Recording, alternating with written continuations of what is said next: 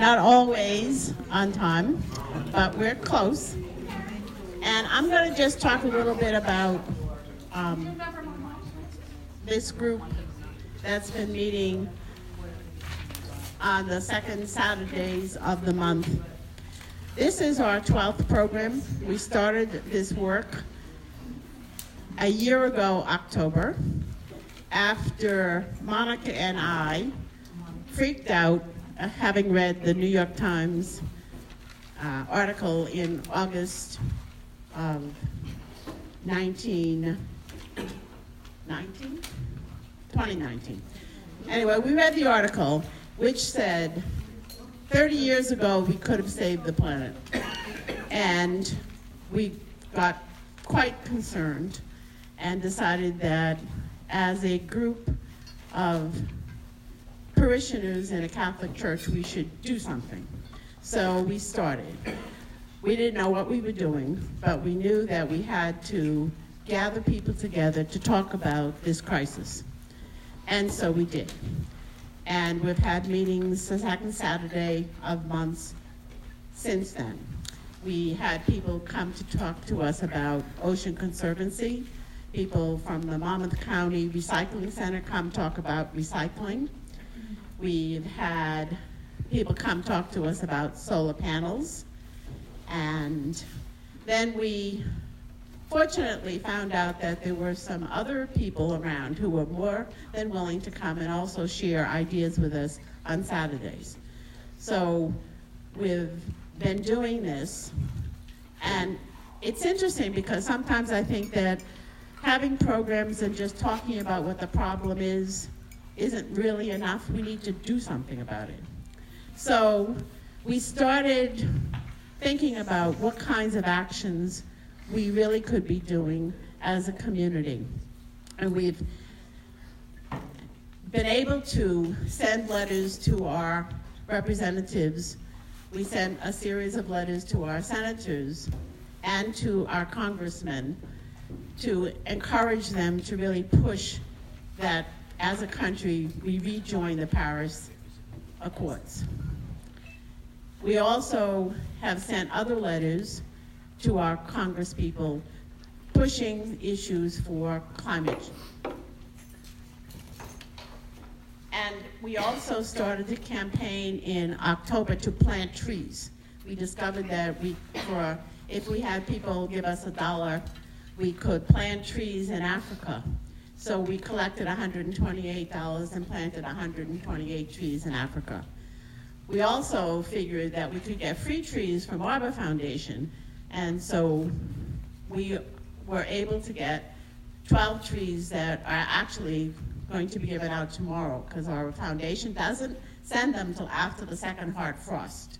So I didn't get them until the Saturday before Christmas, which was not a good time to try to give them out to people and have them plant them. So tomorrow, people are coming to pick up their trees to plant.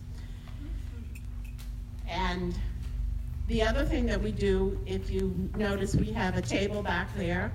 We have encouraged people to not use plastic bags, but to use recyclable, to use bags that are not one-use bags, to get them from their supermarkets or to buy them and to use them. So on the back table, there are a number of different things that are things that we have seen and would like to promulgate for people to use, such as not plastic utensils, and encourage people to bring their own containers when they go out to eat and not use containers that are not recyclable.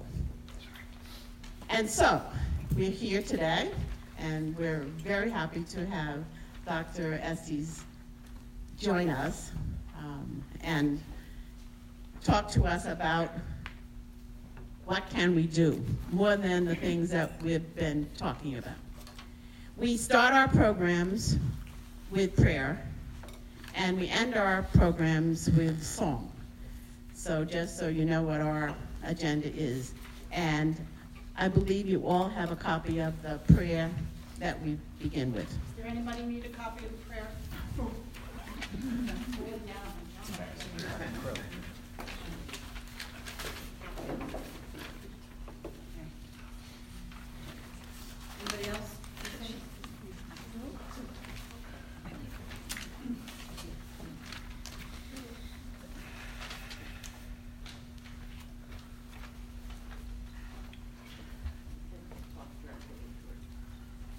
think actually, I'm not going to use this because I'm from Brooklyn, so I know how to project my voice. Okay. This is called a prayer for our earth. All-powerful God, you are present in the whole universe and in the smallest of your creatures. You embrace with your tenderness all that exists. Pour out upon us the power of your love, that we may protect life and beauty. Fill us with peace, that we may live as brothers and sisters, harming no one.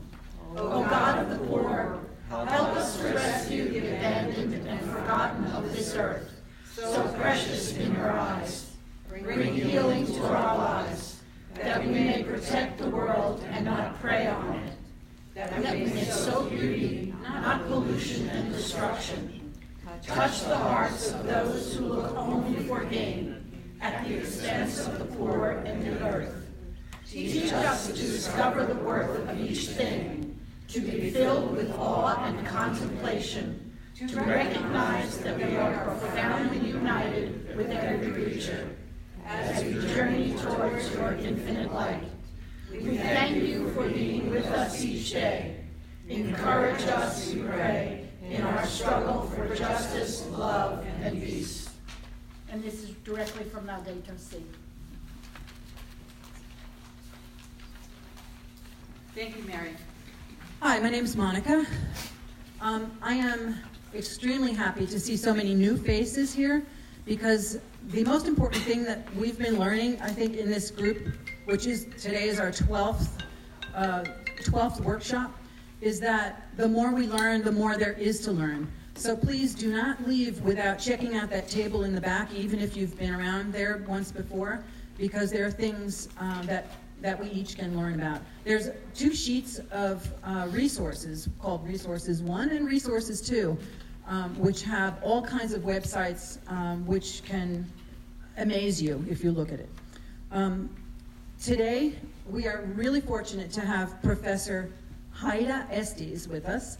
She's a professor of English at Monmouth University who teaches about medieval literature, eco-criticism, history of the English language, and linguistics. She's the chair of the University Qualifications Committee, co-chair of the Writing Committee, member of the Faculty Association Diversity and Inclusion Working Group. She's the founding director of the international scholarly group Medieval Eco-Criticisms. She's written several books.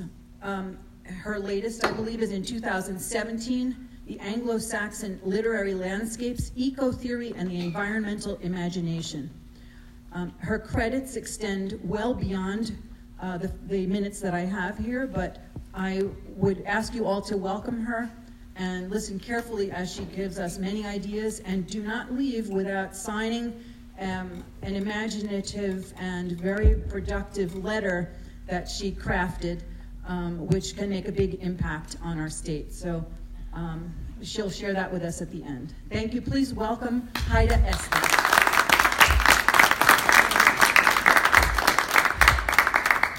Thank you very much for that introduction. The mic is working, correct? Yes. Okay, all right. So I'm really glad to see that you're using, ceramic cups and napkins and things like that. I'm really honored to be invited here, and I thank Monica and the others who invited me to come. I apologize, I do have notes that I'm going to be working from as I speak, because I just don't speak very well extemporaneously, and I don't want to stand here sort of gawking at you. So my talk is titled, What Can We Do? But I want to instead to urge us to ask, what must we do? And as Mary was saying at the beginning, we really are at a point where we have to act. And I think if you're here in the audience today, you already understand that climate change is a reality that is caused by humans. I hope to convince you today of 2 things. One is that we all need to change our lives, reduce our carbon footprint substantially, individually. The other is that I want everybody here to become a climate activist. Now, I know those are tall orders, but I'm hoping to persuade you that you can do both of those things. I'm going to start with some discussion of the fact that climate change is not just going to affect our children or grandchildren, but it is a real problem right now. Moreover, climate change has its worst effects on those least able to mitigate it. Climate justice is a significant problem. Global temperatures are rising, causing drought and flooding and fire, as well as rising sea levels, which will significantly affect hundreds of millions of people in major cities around the world. I'll briefly mention, I think I ended up leaving that out. I was going to briefly mention climate denial and where the funding for that is coming from, but I think I left that out. The majority of time is going to be spent on discussion of what you can do and how you can be an activist.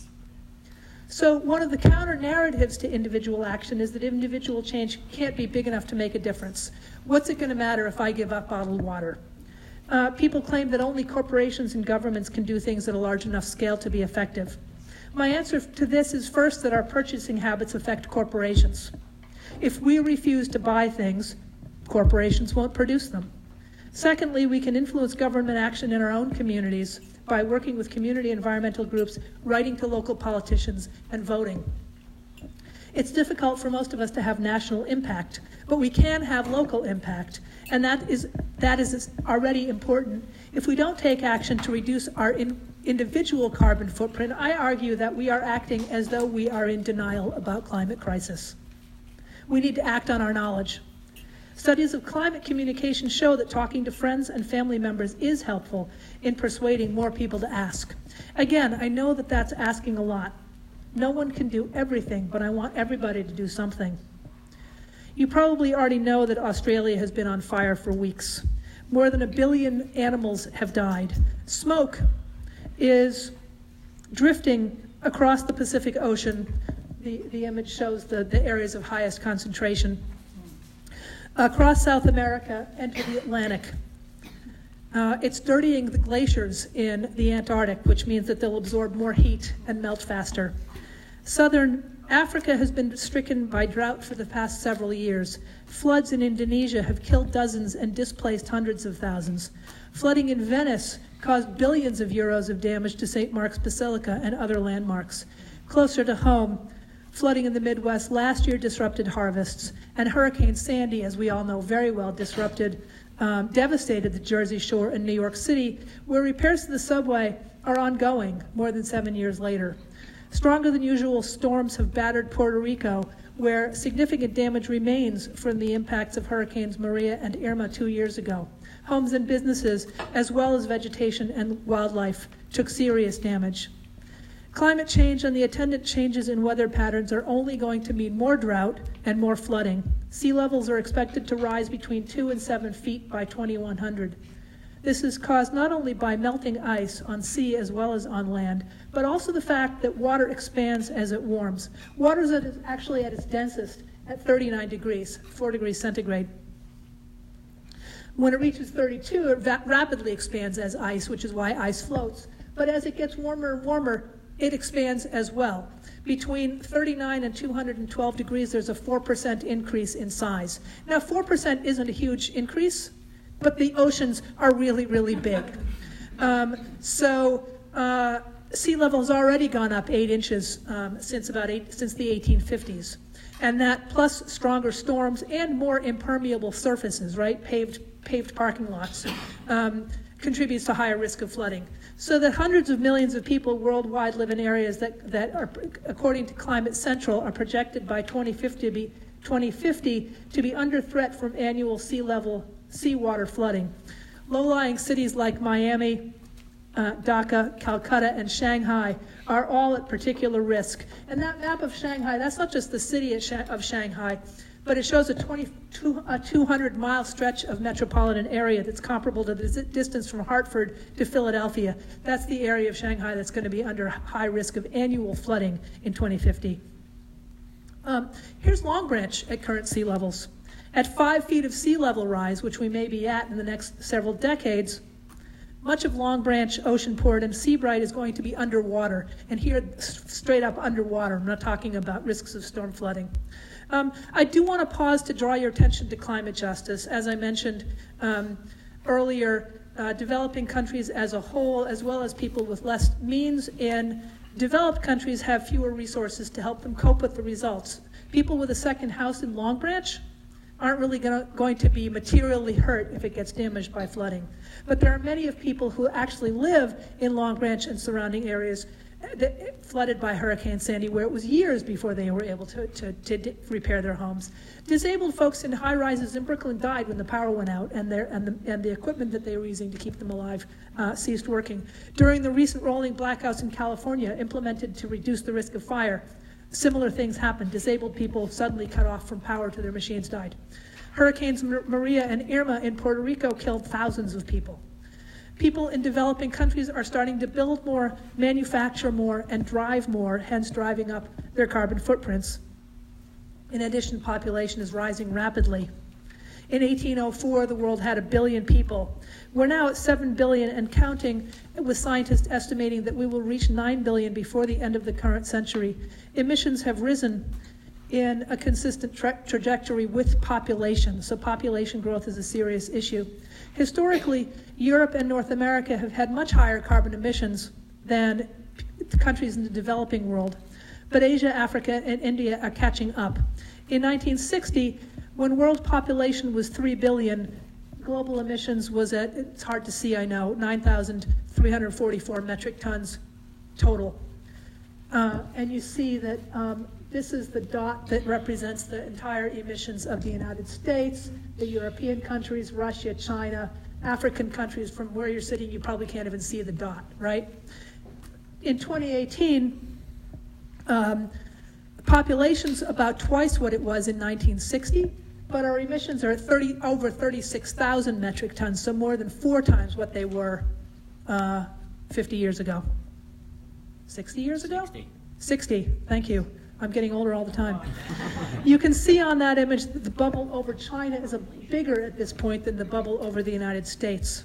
And their total emissions for the latest year available were higher than ours. But emissions per person tell a very different story. You'll hear from some quarters that that China's rising emissions is the problem. But let's look at individual emissions. In 1960, global average emissions stood at 3.1 tons of CO2 per person. At that point, the United States was emitting 16 tons per person, so over 5 times the average. In China in 1960, tiny dot, 1.2 tons per person. Fast forward to 2018, and the global average is up to 4.8 tons per person. The dot over China is still a lot smaller per person than the dot over the United States. In most African countries, emissions remain tiny. In the United States... Can I ask a question? I'm sorry to interrupt. Why is that big blob there around Central America area? So there are a few island nations here where emissions are extrememely high. Oh, okay. Because they're Thanks. producing. So in the United States, we're up to 17 tons per person, and in China, per capita consumption is still much lower at 7 tons of CO2 per person per year. Here's a chart over time. In the United States, we were emitting 17 tons. Denmark was emitting 6.5, and China 1.2. In 1970, we were up to 21 tons per person. The Danes were up to 13 tons per person, and China was down to 0.9 of a ton per person. Meanwhile, the Danes have decreased their per capita consumption to 6.1 metric tons per year, lower than the 1960 level. How did they do this magic? Corporate responsibility, government intervention, and individual actions. They've built enormous arrays of wind turbines in the North Sea. They focus on bike-friendly towns and an excellent intercity rail network, and I'll get into later, their houses are smaller than ours, which means they own less stuff. In Germany, emissions are also down below their 1960 levels, and they just decreased the cost of rail travel to encourage people to take trains more often. And by the way, their rail network, well, I'll leave New Jersey Transit alone, sorry. Okay, all right, so what can we do? I'm gonna argue for 3 things. Sequester carbon, which as suburban homeowners we can do, reduce our carbon footprint, and talk to people about it. Carbon is the building block of life, present in copious quantities in plants and animals. Over millions of years, and this may be well known to people, if so I apologize, fossilized bits of animal and plant matter dropped to the bottom of the sea and fossilized into coal and oil. We've burned a significant amount of that fossil fuel that developed over millions of years just in the last 250 years. When people burned wood for fuel, the carbon they released could get taken back up by trees and other plants, and there was a healthy balance, there was a cycle. But we're way out of balance at this point. So carbon sequestration is simple. Plant trees. Plant shrubs. Quit mowing your lawn. Plant shrubs and flowers and trees that are native to New Jersey. Those will take up carbon and they will support wildlife, both local and migratory. As you probably know, because we're near the coast, we're on a huge migration path for all kinds of birds and insects. And you'll save fuel by giving up your lawnmower, and you won't torture your neighbors by giving up your leaf blower. Go to the National Wildlife Foundation's Native Plant Finder, enter your zip code, and download a list of plants that are good plants for this region. Plants native to New Jersey will encourage pollinators and butterflies, and also a host of other bugs that we really need at the bottom of the ecosystem. Does anybody here like birds? Oh, okay, good. Local and migrating birds will eat birdseed from your backyard feeder, but especially when they're hatching eggs and raising young, they also need bugs.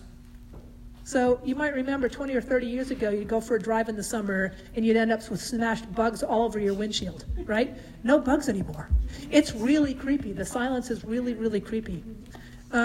Milkweed is essential for monarch butterflies. So if you want to see monarch butterflies, plant yourself a little patch of milkweed. A square meter should do. And then there's the activist part of that too. This can range from talking to a few folks all the way to getting involved in local and state government. Talk to your neighbors. Try to persuade them that lazy gardening is a good thing. Persuade them to adopt native plants. If you have family members who own homes, instead of giving them stuff at the holidays, offer to help them plant some flowers and shrubs that will support migrating monarchs and other wildlife. At work, persuade the folks that are responsible for managing the grounds to plant things that are friendly to bees and butterflies and migrating birds. If you're ready to kick activism into a higher gear, go to your local environmental commission. Or if your town doesn't have one, start one. And advocate for laws that will require developers to use wildlife-friendly plants and to avoid invasive species. Here's a list. Japanese knotweed, oriental bittersweet, porcelain berry, English ivy is one of the big ones. Norway maple and Bradford pear are all over the place here. They grow like weeds at this point. They don't have any natural predators. Yes? And butterfly bushes, they're actually invasive. Okay, thank you. Yeah, there's a list. This URL has a list at jerseyyards.org. There's a list of invasive species. So those are some ways that we can sequester carbon, right? By not having, you've got a lot of beautiful space here around the church. There's a whole garden back. You've got a lot of lawn here around the church. I'd encourage you to let it become a meadow. Mow it once a year if you want to have the space open. Mow it once a year.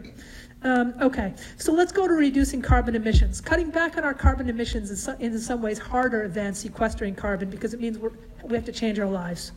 And change can be uncomfortable. And we have to change radically, not just little stuff. Corporations have been encouraging us to think that if we just buy green products, we can live sustainably. But even green products use fuel in production and transportation. We need to refuse the entire cycle of consumption. If you really want to be an idealist, what environmentalists sometimes call a deep ecologist, here's a list of things you can do. Kill your car, kill your lawn, get solar panels, refuse to buy anything new ever again, don't pressure your children and grandchildren to have kids, and so on. But most of us aren't in a position to do that. We have work and family responsibilities. We aren't ready to move to the back of beyond and go off-grid. So let's talk about some other stuff that we can do that will, in fact, make a difference, especially if we can talk to people and persuade lots and lots of other people to also do them. The most obvious sources of our carbon emissions are transportation and heating, right? Because we use fuel, we use gas or petroleum to heat our homes, and we use gas to drive our cars. 85% of households in New Jersey use either natural gas or petroleum to heat their homes. The ones that are using electricity, that electricity is being generated mostly by burning natural gas, with nuclear power as a not very distant second, and nuclear power has its issues as well, although I'm not going to really go there today. So together, transportation, heating and cooling, and other household electricity use make up almost 60%, that's these two categories, of the average household carbon footprint. Meanwhile, the size of our homes has tripled since 1950. Who knows what the size of your home is? Okay. Let's look at the image. The average home in the United States at this point, the blue bar, is 2,740 feet. Anybody here below the national average? Okay, awesome, great. By comparison, you can see the European home sizes in orange, right? Other developed nations, but with significantly smaller homes. We can do a whole variety of relatively small things that will add up to address that. Like turning down the thermostat in the winter, using less air conditioning in the summer, adding insulation in storm windows, switching light bulbs to LEDs, and making sure we turn off the lights. But to really make a dent, we have to think bigger. Installing solar panels on the roofs of our home can reduce our impact substantially. Anybody here have solar? Rooftop solar? Oh, fantastic. That's amazing. I know, it's not cheap. But one of the things that I'm going to encourage you to do is advocate to the governor and to the local elected officials that they make bigger subsidies for installing solar panels. Notice, so we can use solar to power appliances as well as heating and cooling, but notice the car, right? We can also get electric cars and power those from our own rooftop solar. The problem with electric cars today is that the electricity is coming from the national U.S. grid, and most of that electricity is still coming from fossil fuels, some of it even still from coal, right? So electric cars are good in that they don't pollute our local environment. Is there an issue? No. Oh, okay. We know that, what you're saying. Oh, okay. So we have to advocate for more renewables, but meanwhile we can sort of bypass by putting solar panels on our roofs. We also have to rethink transportation more generally. Mile for mile, electric cars are the most efficient. Where'd it go? Oh, it's not on this chart. Followed, except for bicycles, followed by buses and carpools with 3 people in them. Does anybody here manage to carpool? Yeah, given... What? Recently? Well, given this has been presented for decades as a solution to our problem. Oh, you should carpool. But given how spread out our communities and workplaces are, it's going to be almost impossible for no people. It's kind of a non-starter. Driving an SUV solo, more fuel than the average jet plane. Even an average car solo driver, more fuel mile per mile than the average jet plane. And because trips by plane generally cover hundreds, if not thousands of miles, the cumulative impact is actually really substantial in comparison to driving. A single coast-to-coast round trip per year boosts your carbon footprint by around 10%. Takeoff and landing, by the way, consume the most fuel, more so than cruising at high altitude. So if you have to fly, try really hard to fly direct, okay? Most trips people take in their cars are less than 6 miles long. So this is a really good reason for advocating with your local elected officials to build complete streets that have space and signage so that cyclists and pedestrians can coexist safely with cars. Here's where being an activist comes in. Again, streets are built by a combination. Yeah, okay. Hey, it's true. Streets are built by a combination of local municipalities and state governments, with funding coming from federal government, some of the funding coming from the federal government via gas taxes, right? Towns can have a significant impact on whether their own streets are safe for bicyclists. Become a gadfly. Do you know when your town's monthly meetings are? Anybody? 1, 2. Too late at night, that's what. Well, that's what coffee's for.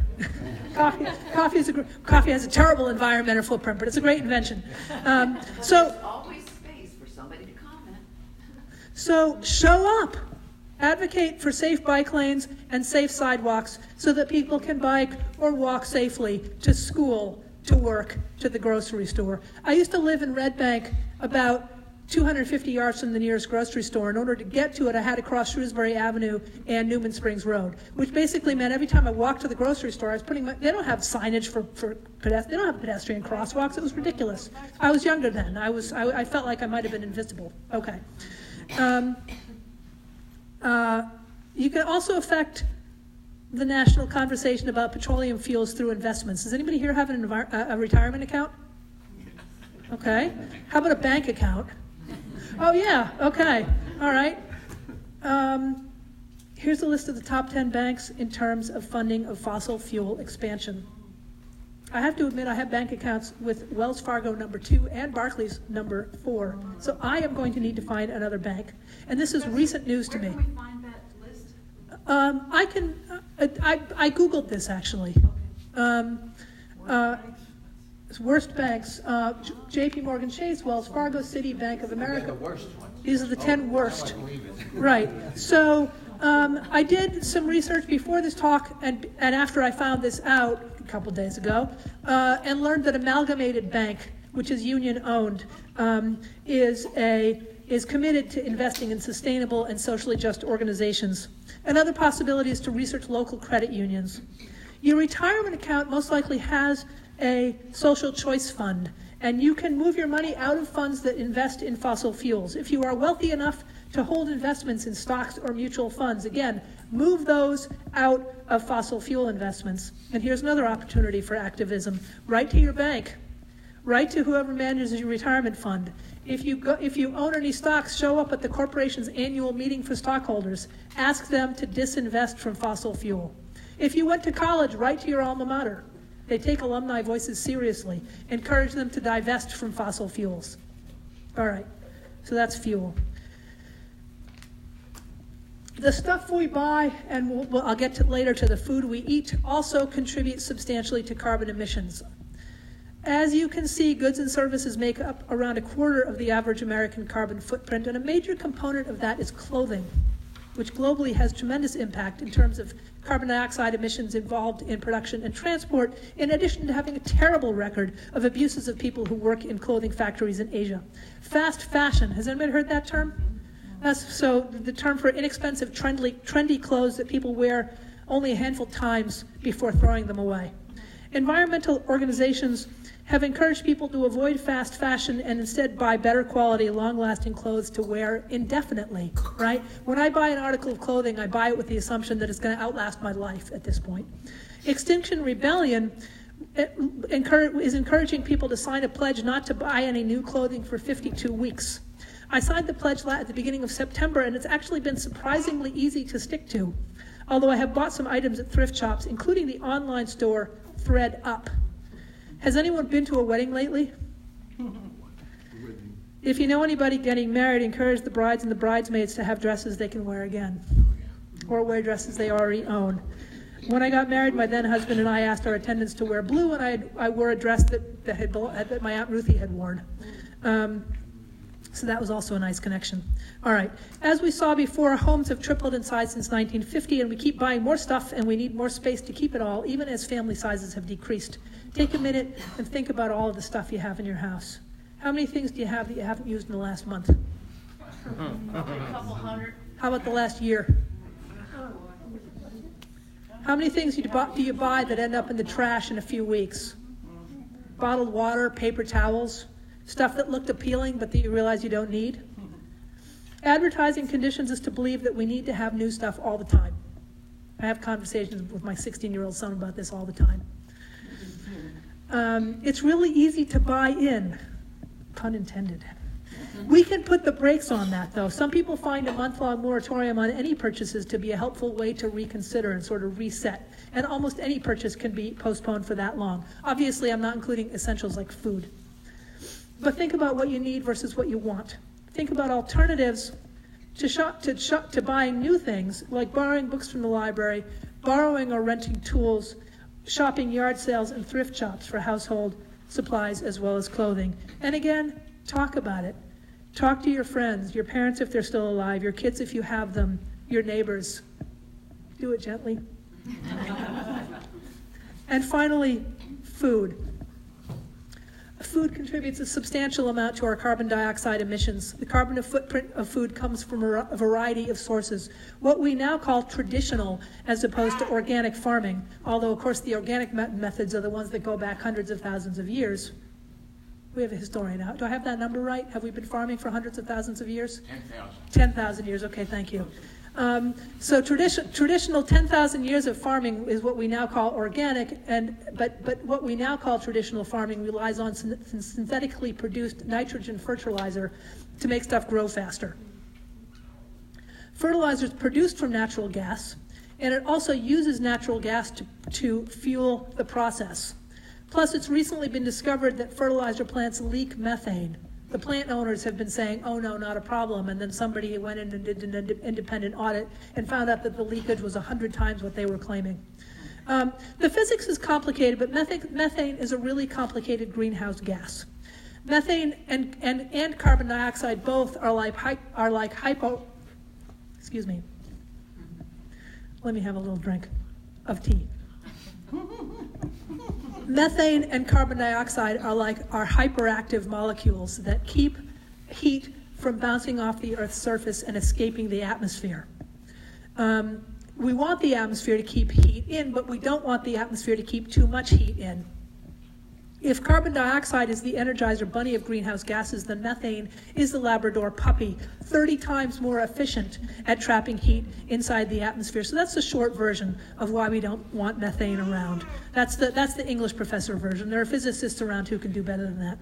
Okay, methane's going to come back later as a problem in the story of why food has a high footprint as well. But for now, we'll just say that it's highly implicated in fertilizer production. And it turns out that farmers put way more nitrogen on plants that's needed. It's cheap, it makes stuff grow faster, and they figure more can't hurt. But what the plants can't take up gets washed into streams and other bodies of water and becomes a serious source of pollution. Transportation of food also has a significant impact on carbon footprint. Remember the graphics we looked at earlier about the impacts of flights? So this is air cargo. The number of miles transported is important. The chart tells you how much carbon dioxide is emitted per metric ton of goods transported 1 kilometer.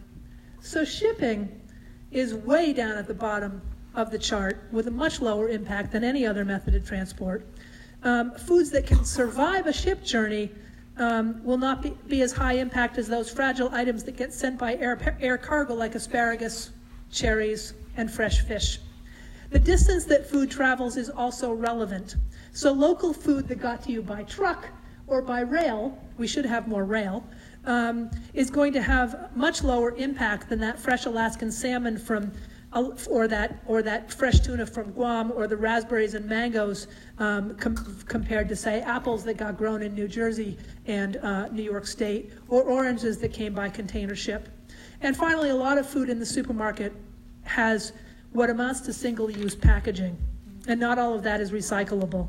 You don't need to put peppers or broccoli in their own little plastic bags to bring them home.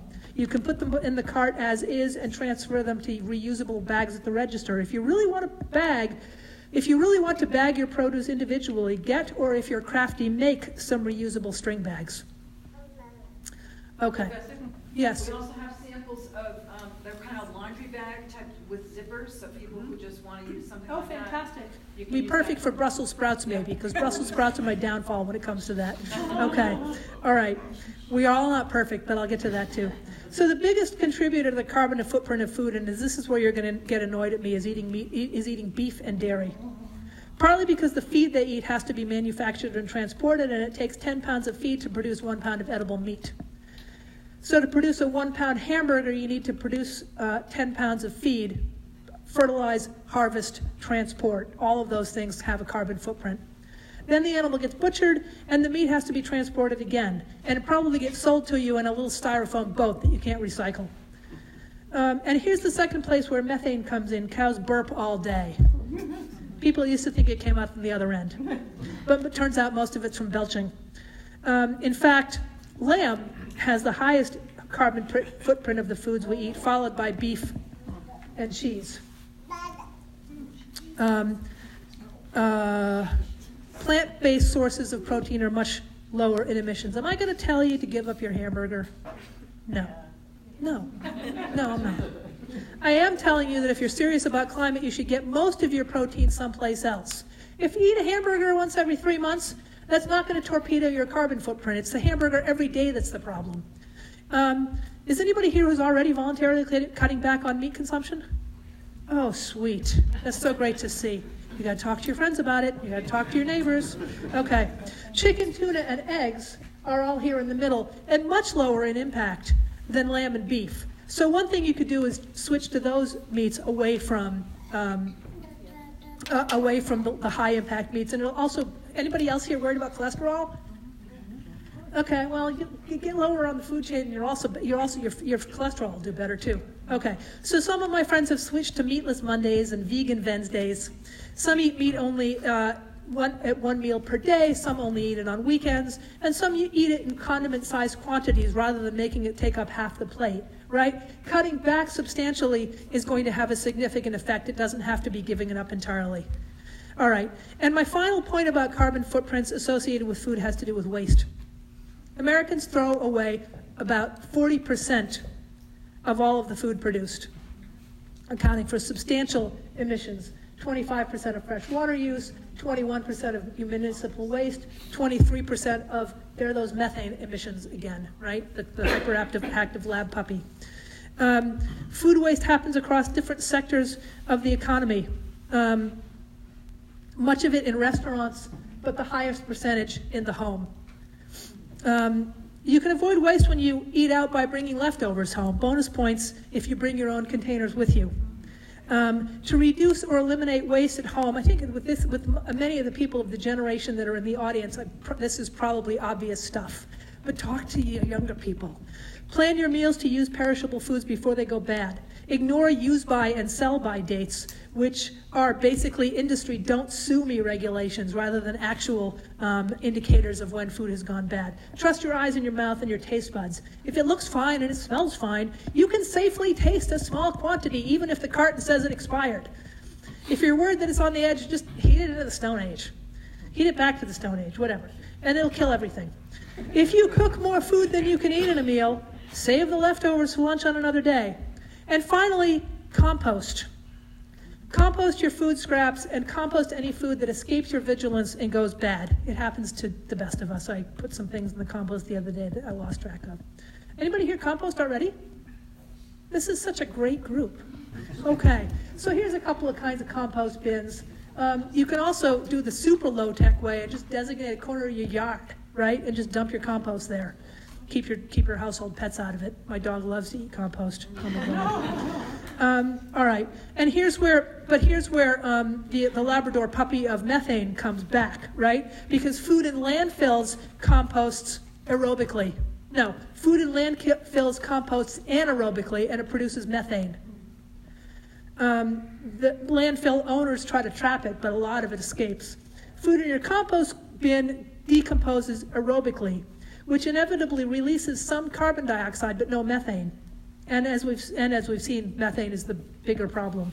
And also, the compost in your yard can be used to fertilize those shrubs and trees that you're going to plant, and so can contribute to sequestering carbon, which brings us full circle to the things I said about what we can do. I'm closing in on the end here.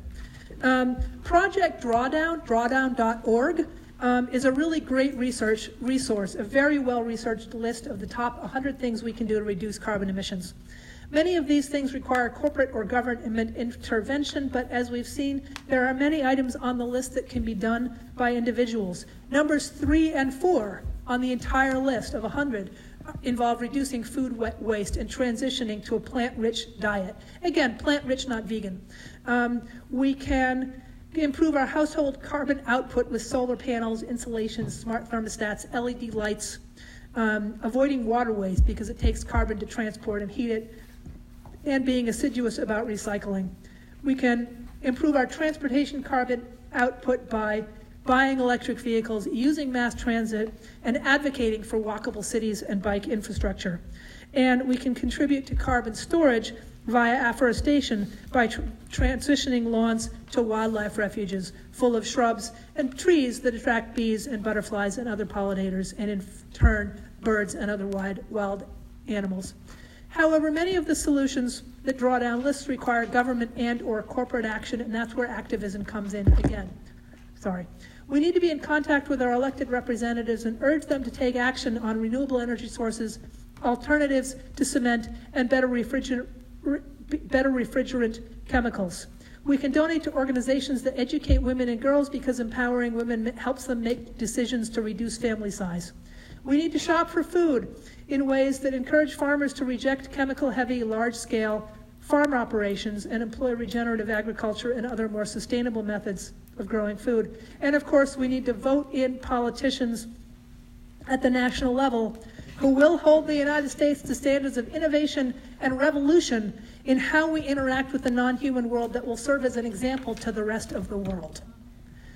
So, as Monica mentioned, I've prepared a letter to Governor Murphy that you can all sign if you would like.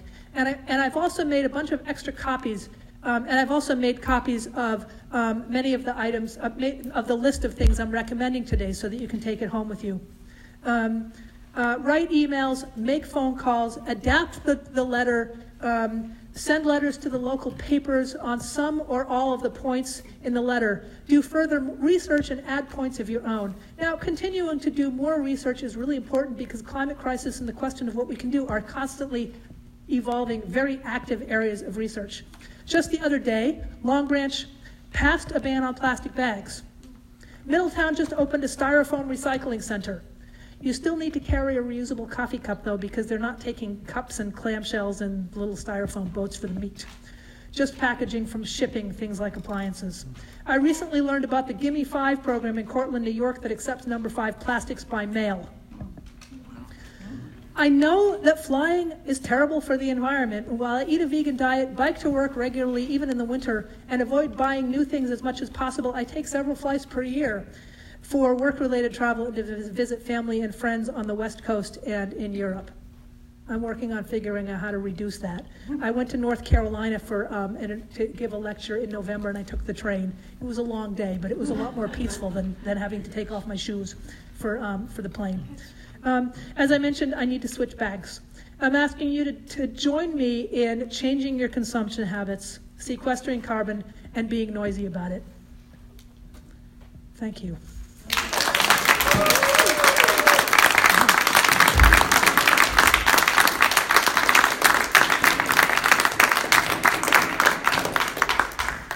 I think you also planted a couple of trees last year. I did. I was trying to make up for, one of them got like mowed over by the kids or something. Yes, sir. Heide, I wanted to, thanks very much for that. Oh, yeah. That was great. I wanted to just mention a couple of things that actually don't sound like we're sacrificing, but actually, sing on, I don't know if it is. That sounds like it, yeah. You can hear it? Yep. Okay. Yeah. Bamboo socks are the most comfortable socks you could ever put on. I give them out for Christmas, and they're always the best gift. Okay, awesome. I'm not that creative. Why am I Christmas not gifts. on your gift list? Well, I give it to the family. Okay, fine, good. And, Well, and many of these companies that do bamboo socks, by the way, not to get carried away with that, are everyone you buy, they give one to some kind of. Oh, that's group that needs amazing, socks, yeah, so it's that's amazing. In my small retirement account, I have a financial advisor who works with me, and I told him social, get out of the oil. Yeah. The fastest growing aspect of my retirement account is renewables. yeah, I noticed that too. Absolutely. You don't have to be, it's a win-win. Mm-hmm. It's a total win-win. Yeah, my advisor was really surprised about that. He looked at it, mine he's like, was too. You oh, have to that's not educate- well. And I said, You yeah. have to educate your advisors. Yeah. They don't know this. They Yeah. don't know this. And the other thing is the electric cars are often the least expensive and the nicest cars on the car lot, and the car guys might not know that. And You mean I've used- done- are you talking about I've used been buying cars? electric cars for, I don't know, 6 years now. Oh, wow. And they often have subsidies, but also they're the nicest cars I've ever driven. And besides the fact they handle better than any car you can find. So people don't know that. Even the car salesmen don't know that. So you Okay. can kind of sneak in on that market. The point I'm trying to make is that these are not just sacrifices. I mean, these are win-wins. The economics and ecological aspects, like Drawdown points out, go hand in hand. You can also look at yourself as you're going to bed at night and feel good about yourself. And, well, you So always does have that win as too? well. You Yes, always have sir. that as well. Electric cars. Wait, when they were, pass the when mic they were down. giving the subsidies for everybody, I'm sorry, when they were giving the subsidies out for all the car makers, this was a great thing, but they put a time and number of units sold limit on it. So, like, the Prius is the best-selling electric car, it's a hybrid, but still.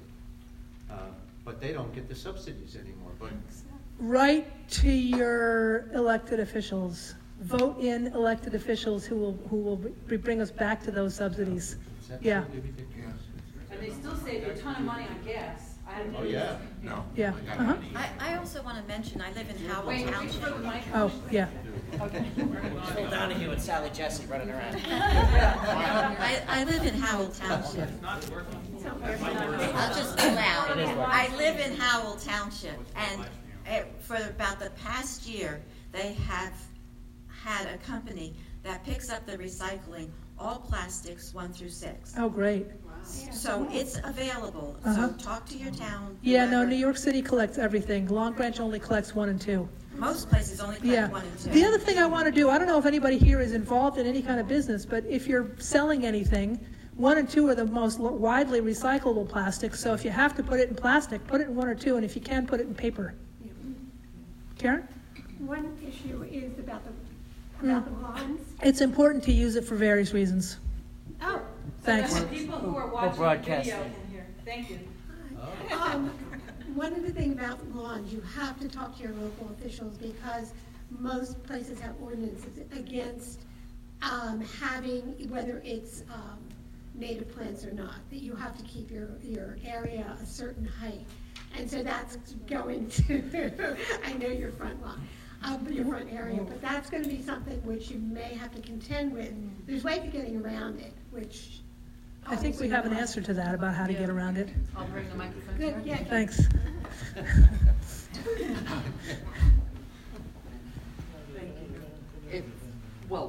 If your town has an ordinance, talk to your environmental commission, see if you can get the ordinance changed.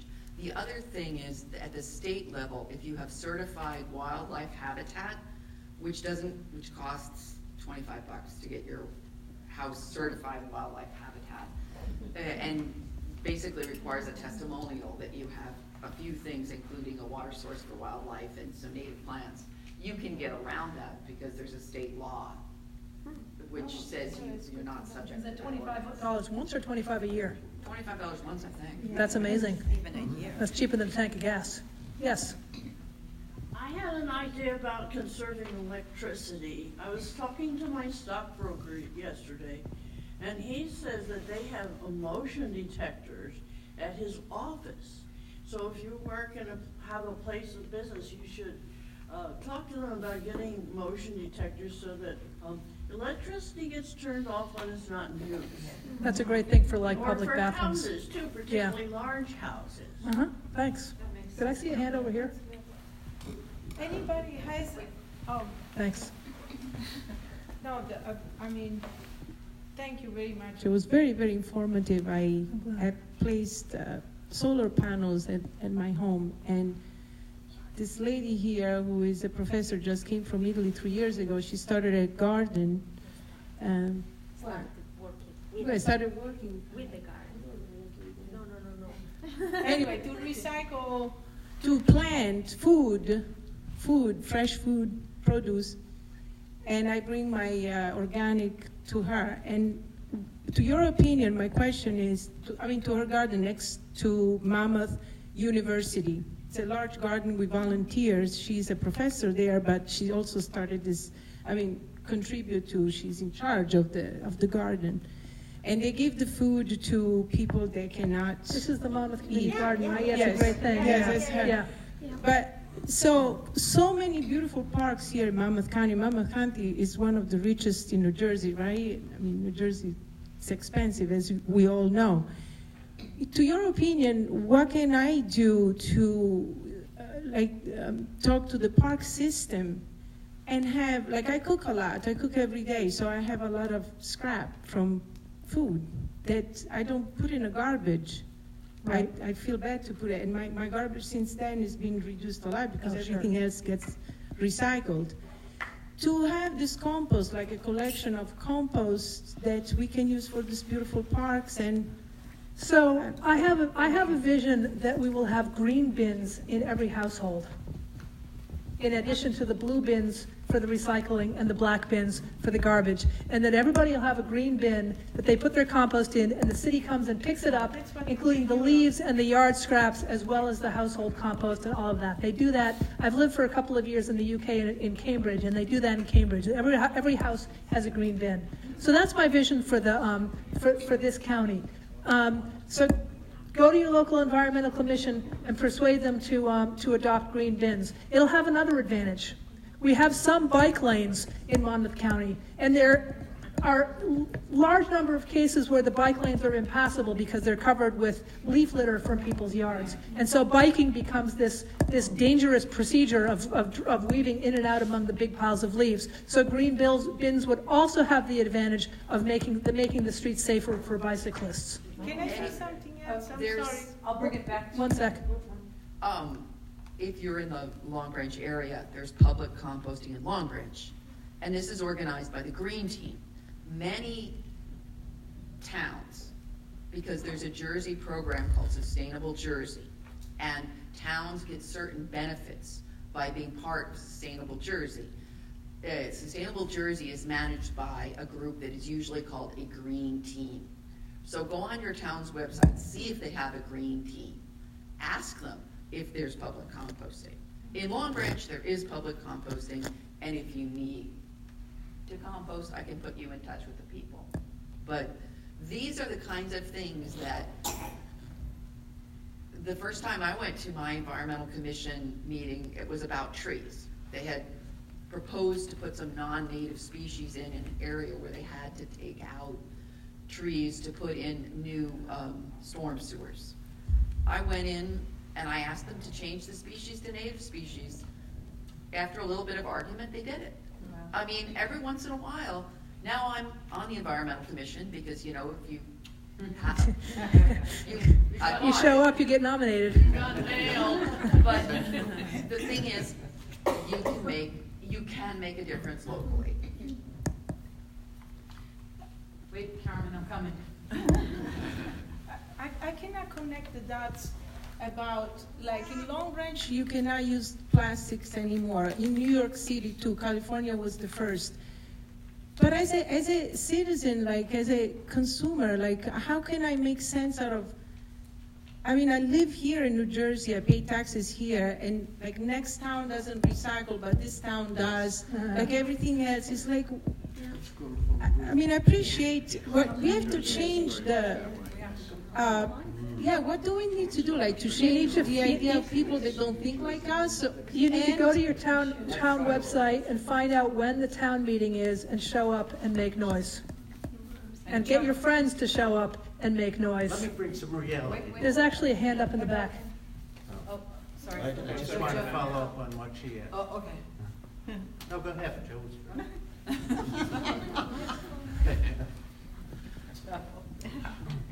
I'm sorry, Chuck.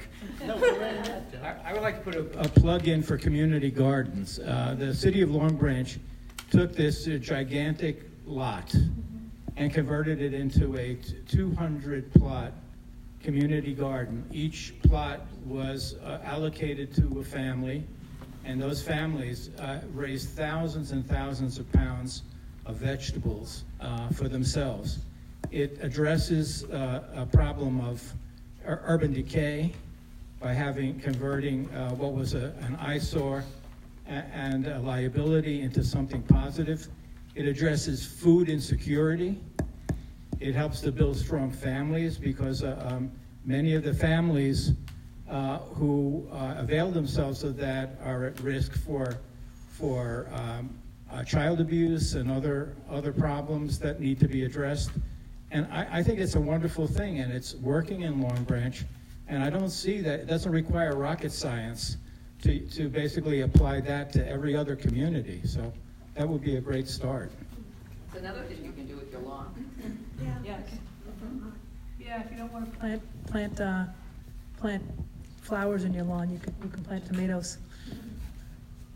Going back to the recycling, this is quite a bit. We had a recycling, from the county recycling workshop here last year sometime. Sorry. And one of the things they mentioned were only 1 and 2 were recyclable, polyethylene, high density, or low density. And not number 5, which is polypropylene. And the reason was there's no market for polypropylene. But my sister-in-law lives in Burlington County, and they recycle polypropylene there. Right. So I asked our local representatives, all 3 of them, come to our meetings, see what we're saying, and here's what they do in Burlington County. Why can't we implement this in Monmouth County? It seems simple. The crickets are still going because they no response they're not going to come here to whatsoever. you. Go to them and get a bunch of your friends to go to them. They're getting a bunch of the friends parties. So what if all of us? You know, I'm 75 years old. I'm tired of beating up against local government organizations. Well, no, that's important, and you might remember that at the beginning of my talk, I said nobody can do it all, right? Nobody can do it all, but we have to do what we can do. Some of us are better at some things than others. I used to work in a soup kitchen, and I'm a, believe it or not, an introvert, and talking to people really wears me out. And so I stayed in the kitchen and I made the soup. I didn't talk to the guests because that just wore me out too much, and I decided I just didn't have to do that. So pick something that you can do, that you're comfortable with. It won't wear you out too much, and do it. But I know a lot about it. recycling is that's great. No, recycling is really important, but actually avoiding using the stuff that would get recycled is actually even more important if we can manage to do that. Because only 9% of what is collected is actually recycled. I think that was the statistic. I think the statistic is only 9% of the potentially recyclable materials get recycled, because so many people just don't do it and put it in the trash. But are we out of time? One of the biggest users of polypropylene are the drug companies. They put all your meds in it. I get some of my drugs from Express Scripts, and when it's not needed, I get 1 or 2. But always in the local pharmacies, they all use polypropylene. Yeah, no, I mean, I'm not going to ask anybody to give up their medications for the sake of, we got to be alive. Did you have a question? Do they recycle hospitals? Do they recycle? Hospitals are terrible. Anybody here work in a hospital? You do? I did. Okay. So you know people who work in hospitals. Talk to your friends in hospitals about how to make that better. Did you have a question?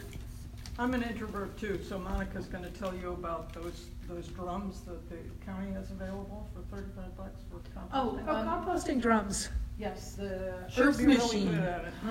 Earth Machine through Monmouth County costs only $35, as opposed to if you get it through Amazon, it's like $125. So go to the Monmouth County website, and when the composting master gardener came here and spoke to us, he actually organized to have, we took names and numbers, and we collected, I think we sold like 12 that day. So there were like 12 more people composting. Are there more questions? I just had one comment with regard to government. We are, those of us in Frank Pallone's district are actually quite privileged to have the most environmentally sensitive and hardworking congressman over the last, however long he served, 20 years, 30 years, whatever. So call him up and thank him. Yeah, so I was going to say, call him up and thank him. He needs the support. He needs the support, and he just put through a new green plan, and he's our congressman, or many of our congressmen. And our current governor, Phil Murphy, is very committed to environmental change, and so this is a really good time to get in touch with him as well, and thank him for being connected to this stuff, and encourage him to just keep doing more. Assemblyman Eric Houtalling is also very good. He's one of the people that never got back to me and didn't show up at one of these meetings, so I'm not too impressed with him. Well, we don't know what happened that day. He's a good guy. All I can say is I think he's a good guy, and he's certainly, he supported legislation to have native plants in all DOT projects, and Save Barnegat Bay and I are working with him on several other projects to increase the desirability of native plants in New Jersey. Thank you. Before I forget, February 8th, Saturday, that's what this pink flyer is about. We have a master gardener who specializes in native plants who's coming to speak So please don't miss that, Saturday, February 8th at 2 o'clock, and take a photo so you don't forget, and tell other people if you can't make it for some reason. Thank you. And here's, I've got a copy of, I know some people wanted to sign a letter as a group. I've got a copy of that, but I've also got extra copies of the letter if you want to bring it home to use it as a as an advocacy tool for yourself. And I've also got a list of most of the things that were in the presentation I gave today, if you want that for reference. So feel free to take one of each. And then here's the copy. Why don't we put this on a I'm going to put this on a table over here, and anybody who wants to can come sign it. There's several. I have a bunch of pens in here. Okay, there's several sheets of paper with it for room for lots of signatures. One last question. Sure. I saw a headline in the newspaper, and then I think my paper got recycled before I got to the article. It was a law that passed, or it's pending for New Jersey, that our recycling and our requirements regarding packaging and plastic will be almost mandatory, except for a few exceptions, by 2021. Not this year, 2020, but next year. Did I see that headline right? Can you clarify? I'm sorry, I missed that one. I'm sorry, I don't know what you're referring to. I mentioned it to my husband. So we got to cut this out so we know what's in store. There'll be well, you know what? It's Googleable. Yeah, I'll look that up. It's all online these days. Thank you. Did anybody who came in later not make it onto our email sheet? So, Miriam, we've got you as a regular. Okay, so just be sure to sign that before you leave. And I think Professor Catherine Duckett, you will be speaking on what day? Can you please tell everybody? You and I haven't discussed what day. No, the Sierra Club. Oh, at the Sierra Club. Yes. Yes, I'll be speaking at the Sierra Club at Brookdale at, I think I speak at 6:30 and there's pizza at 6 on Monday, January 27th. That's at Sierra Club, Brookdale, Monday the 27th. Don't miss it. Be right there. Yeah, I'm sure. But not recyclable because it's been saved. But anyway, you've heard most of what I said if you were at my last presentation on biological impacts. So if you weren't at my presentation on biological impacts, you might want to.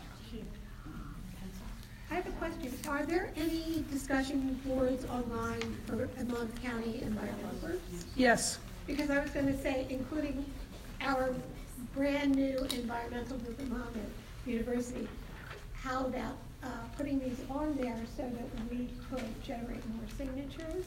Sure. Is that a possibility? You can take it anywhere, right? It's yours. It's open. No, I'm just saying that if possibility of uploading these to different groups that I'm not involved with. So there's a whole bunch of different local environment groups on Facebook.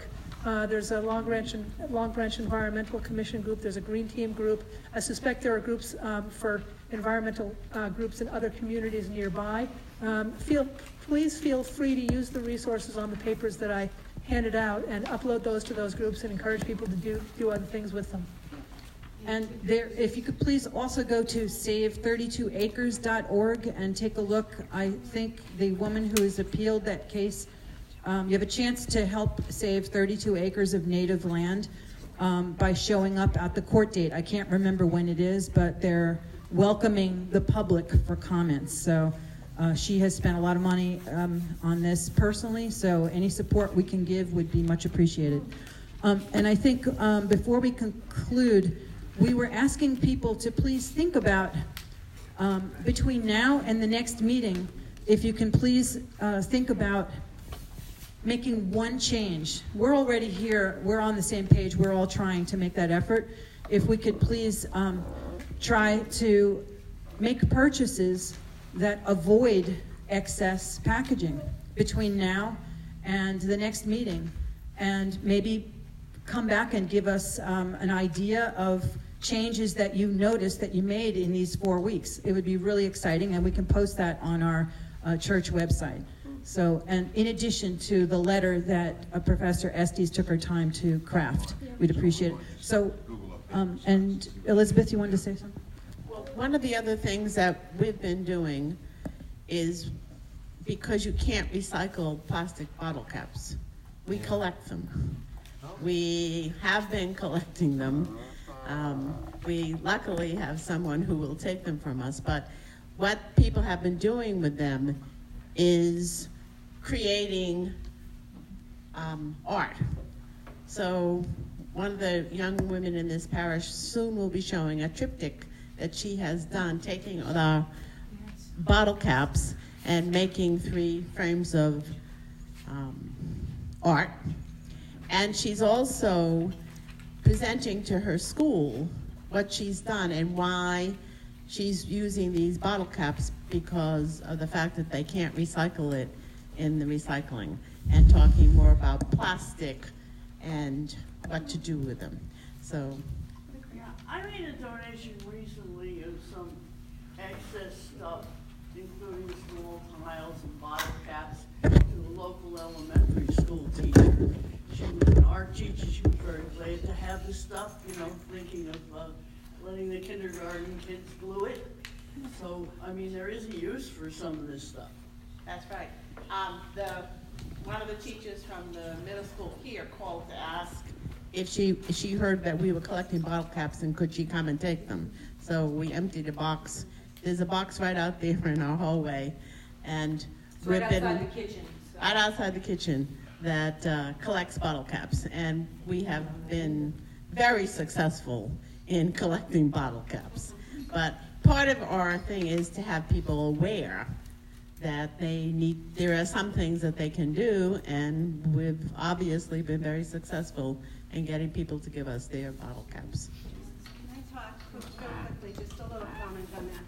So the Monmouth County, what do you call it? The Fort Monmouth in Tinton Falls, they've been fabulously supportive of our efforts, and we have been so successful in collecting them that I was becoming a little bit worried that they may say you're bringing way too many.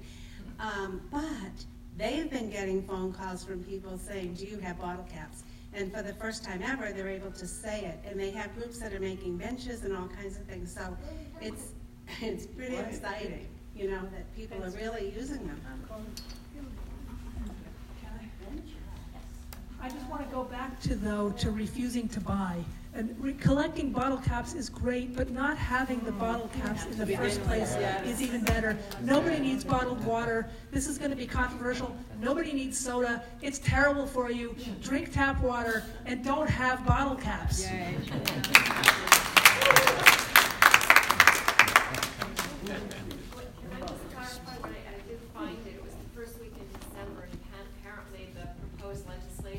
Has gone further than ever before and it passed through the Senate Budget Committee, and they call it landmark. It'll be the most stringent in the country if it passes. Wow. And Governor Murphy is supportive of it.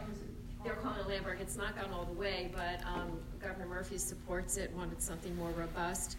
He sent the previous proposed legislation back to make it more inclusive, so there's hope for the whole state by 2021. Excellent. Oh, good. Okay. And one final note in light of the talking about getting in touch with local committees.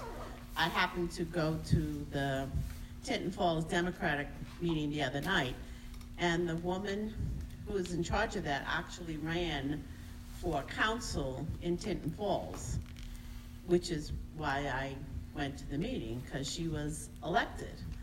Very surprisingly, even to her. The three people she ran with were all elected, and lo and behold, she is now the chair of the council in Tinton Falls. And she came to me, since I was the only odd face in the room that night, and we talked a little bit. She's in charge of the she was in charge of the environmental committee on the council, and she's now really pushing to do a plastic ban in Tinton Falls.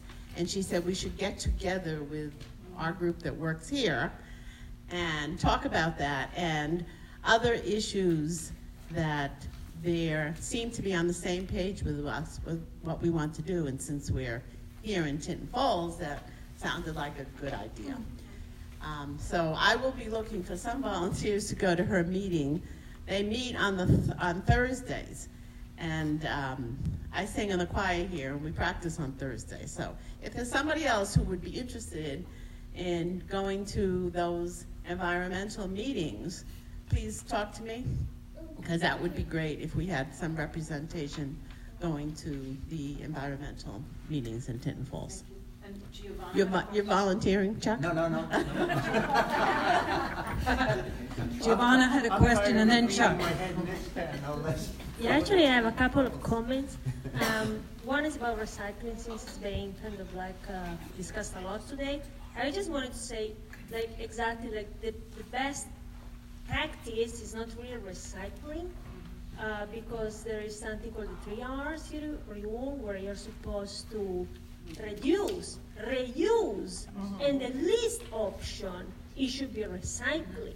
So people have added a first option, which is refuse. Yeah, they should add a 4th R. But, and not just because only a small fraction of products or 2% is recycled, but also the things that are being recycled, potentially you put in the bin, right? Yes. Only a small percentage of it, depending on the material, it changes depending on the material, it gets actually recycled, because you need to have a demand for it. Right. If there is not a demand for it, it won't be recycled, and the most recycled things, at least in the United States, are yacht trimmings and paper. Plastic, very little. Very little. So, you know, we are always concerned maybe with the wrong, we are obsessed with the wrong thing. You know what? Like, I think it's important that people understand that it's not just about recycling, it's to start before. Right. And another thing I want to say about community gardening, I say yes, it's wonderful, and I am the community garden coordinator, so of course I love it. I love it, and I encourage everyone to, you know, grow their own food. It's healthiest, it's better for everything. But do not undervalue the effort that is required for it, especially if someone is interested in joining a community garden. They have to understand that some responsibility comes with it, because everyone is super excited at the beginning of the season, and then when you ask for helping with it in August, it's like at the jungle, you know? It's like where people went. It's like, now we need help, right? Now we need to work hard. So, you know, or people don't know maybe out of water. There is a lot of water waste, so people should be informed, and maybe start little by little and ask for help if they are interested in taking that way. So we'll have you come and talk one day. Sure. Thank you, Giovanna. Thank you. So I think we've probably worn out Dr. Heide, and please feel free to mingle once we end. But let's give a warm thank you to Dr. Heide. This has been a fantastic workshop. Thank you so much. And we have a prize. If everybody can take off their name tags, at the risk of we won't remember each other's names when we're talking, mingling, put it into the basket. Who's circulating the basket? I guess we take the money out. We reuse the then basket. Professor Heide can draw. I'm not participating in it.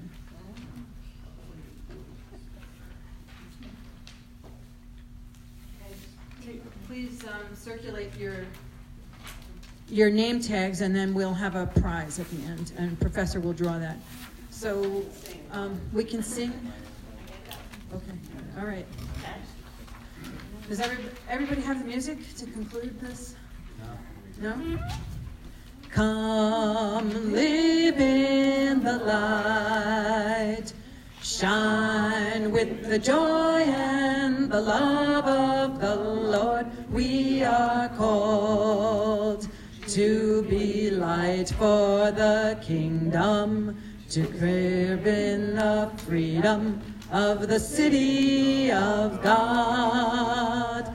We are called to act with justice. I think it's as low. We are called to love tenderly. We are called to serve one another, to walk humbly with God. Thank you, everybody, for showing up. Tell all your friends and family, please.